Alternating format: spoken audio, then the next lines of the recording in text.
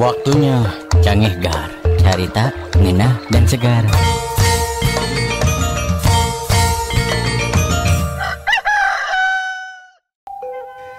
Akang Teteh, maraknya infotainment tentang perselingkuhan dan banyaknya pemakaian istilah selingkuhan dewasa ini ternyata menarik perhatian seorang nenek. Terus si Nini eta teh nanya ka Incuna. Arti selingkuhan teh naon sabaraha cu? Si mama tak apalen. Selingkuhan itu penyakit mencret-mencret atau diare, Nenek. Oh nya, Nini mah ngarti ayeuna mah.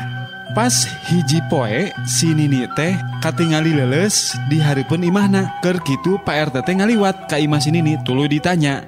Nini, kunaon nila leuleus kitu tara biasana Nini teh? Nya Pak RT.